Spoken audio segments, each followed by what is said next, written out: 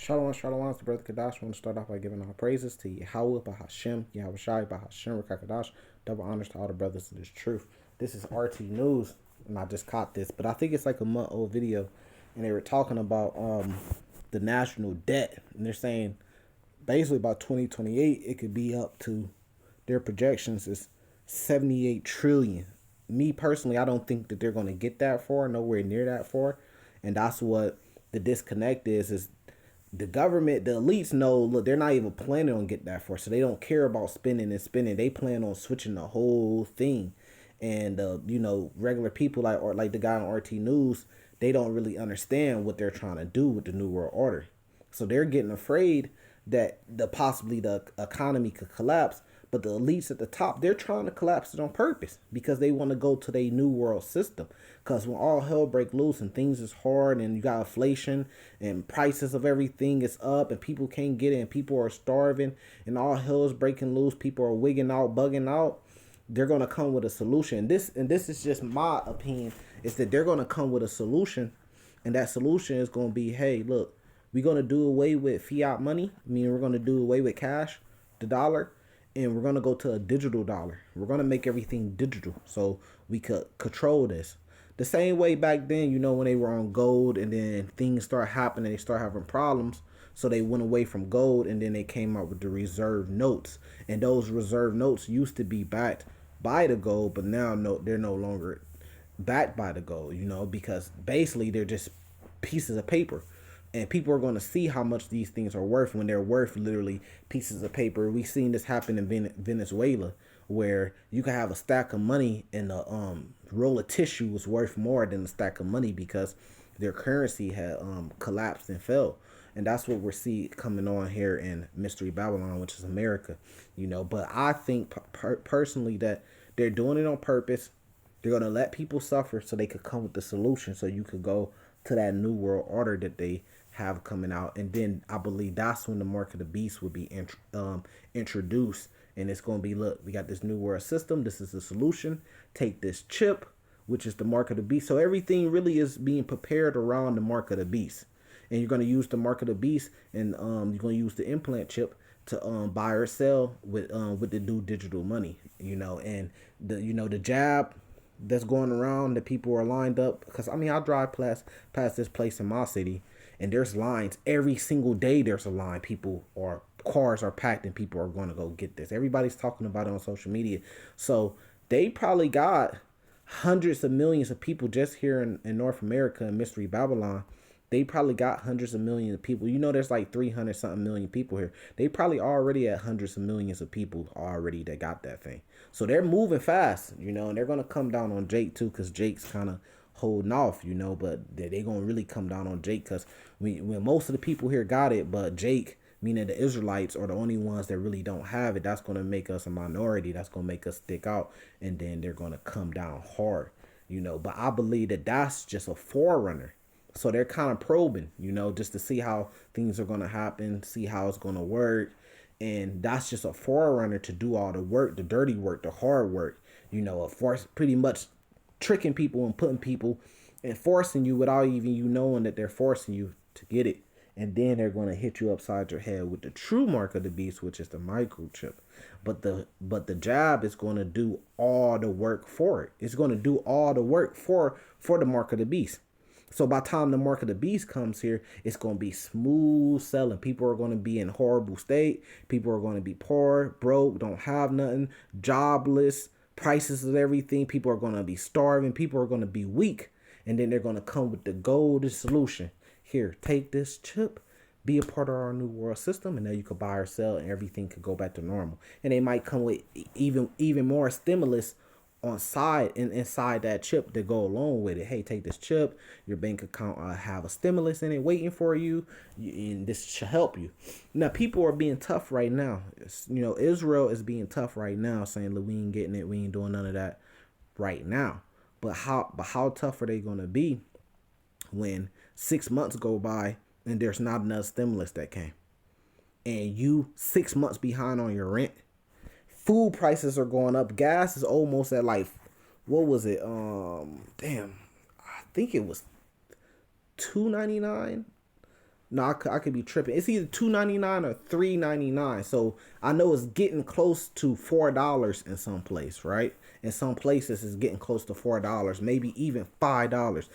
We ran past the gas station the other day, and I was saying, man, when gas gets to $5, because I gotta put premium in my car, so premium is even more. I'm just saying, like, man, when gas get to $5, it's over with. It's gonna be over with.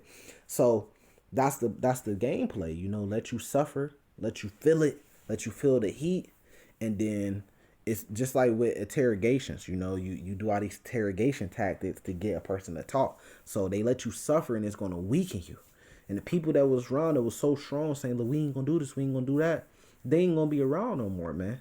People gonna have to move around. People can't pay. People can't stay here. People getting evicted. They not coming out with enough stimulus. They not helping the people, and people bugging out. Crime is rising.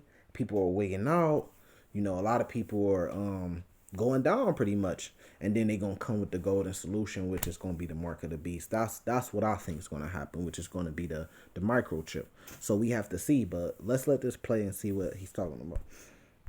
Become part of American tradition now.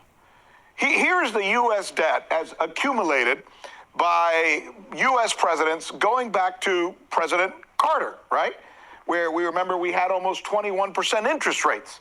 So then came Mr. Reagan, right? And Mr. Reagan, as you can see right here, took it up to what? He went from $669 billion to $964 billion. And then we get Mr. Reagan's second term where he decides to continue borrowing, because say what you want about Mr. Reagan, he was a borrower, and he takes it to 1.7 trillion. And then Mr. Bush comes in, the elder, and he takes it to 2.7 trillion, because after all, there was a war that needed to be fought in Iraq. Or did it? And then Mr. Clinton comes in and says, well, Mr. Bush destroyed the economy, so I'm going to have to borrow more, so I'm going to go to 4.2 trillion. And Mr. Clinton continues in the end, well, just because he can. After all, he's the president, to 5.3 trillion. And then we get Bush the younger, and he takes it to 5.7 trillion. And then he goes to 7.7 trillion because he has to fight a war in Iraq as well. And that costs a lot of money, and we got to pay for it. You got to pay for it. And then we get Mr. Obama, who says, well, Mr. Bush destroyed the economy, so I got to borrow to fix the economy. So he creates his own stimulus plans, gives most of it to the banks, and he takes it to $11 trillion. And then Mr. Obama continues with another $4 trillion, pardon me, and takes it to $16 trillion. And here comes Mr. Trump, and he says, well, Mr. Obama didn't do a good job. Oh, and by the way, on top of that, I have this COVID thing, so I need to go out and do the same thing these guys did, so I'm going to take it to 19 trillion. And now comes Mr. Biden, who, to be fair, hasn't been in office long enough to give him this, but we know which way he's already going, and the projections are out, and you want to see them? Projection, 2024, $45 trillion. Projection, 2028, $78 trillion. So within a 7-year span, they're saying that it could get to that, which they may not even have that much time. I think they're going to accelerate that, so it's a possibility. Mr. Dryden, I don't know where you are, but I know what you're thinking. This is crazy. Maybe beyond crazy. Yeah, it's all a part of their plan. They can never pay that debt back. They can never pay all that debt back. They couldn't do it. So what are they gonna do? Well, me personally, I think they're gonna switch the whole game, and it's for good reason. I feel that way for good reason, because if you look back on history, they did it. Remember when we were saying they went from the gold to the dollar, so they did it back then. So they're looking to do it again and go from the dollar to the internet, to digital. And that's why you see a big spike in all these digital currencies like Bitcoin and stuff like that, because that's the next world currency. That's the next thing that's coming on the scene. So the Lord kind of it's really the Lord that's controlling it too. The Lord flashing those things. You could see it. So people could see, like, look, this is what's coming next. It's the same thing when they were trading with gold and silver. But this money stuff started coming around. There was flashes of it. Okay, look, dollar, fiat currency. Okay, that's coming. And then that was the next wave. And now today, that's all we know is paper, cash, and money, right? But then you start to see a transformation from that to credit cards and digital stuff. Now, when you go to Sonics, do you pull out money out your pocket to pay, or do you swipe the card when you get done ordering? You press pay with card and swipe the card. Most people are doing that. So everything's now that digital whole world is flashing. That's what they're about to go to, and they got a device to go with that. Because you say, well, everybody just gonna have credit cards and stuff. No, it's gonna be a new device. It's gonna be the mark of the beast, which is the microchip, which is gonna be implanted in you, so it's secure. So you got it, and it's gonna have all your information on it. And we see this in different places already being done, and it's already here in the US too. So the technology is there. It's just set for a appointed time, and we're about to see that right now. This is quick scripture real quick, straight to the point. Revelations chapter 18, verse 1. And after these things I saw another angel come down from heaven having great power, and the earth was lightened with his glory. And he cried mightily with a strong voice, saying, Babylon the great is fallen, and it's become the habitations of devils, and the hole of every false spirit, in the cage of every unclean, hateful bird. So this place is going to go down no matter how much they try to change it up to keep it going and come with a new system to keep it going. It's going to go down. Jump into verse 8.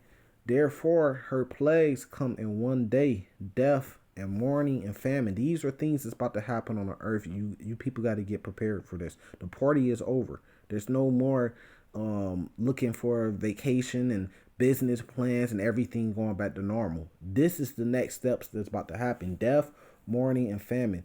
And she shall be utterly burnt with fire, for strong is the Lord God who judges her. So you see right now with like Russia coming up with these different super weapons that could do mass damage. So are these things being developed for no reason, just to sit somewhere in a warehouse? No, they're being appointed for a certain time where these things are going to be used. It says, in the kings of earth who had committed fornication, the ones that got rich off her. It says, and lived deliciously with her. What does that mean? They was getting rich off this whole thing, but the party's over. Shall bewail her and lament, right, for her when they shall see the smoke of her burning. It's just like, remember when you was a kid and you would go to the house party, and the house party would be so good. Or I'll give you a better example. You go to Skateland, right? So you go to the skating ring, and y'all be in there skating and stuff, and it'd be so good, and everybody would be in there with the music on the skates, chasing up after the little girls, and then they'd cut the lights on, and then everybody be and then it's time to go because they finna shut. That's what it is. The party is over. But it says, when they shall see her smoke of her burning. So she going down, because why do nations go to war? What's going to make these other nations want to burn Babylon the Great, which is America? Well, it'd be over money. That's what it comes down to, over money, and power. Because that's what money is. It's just another way of power.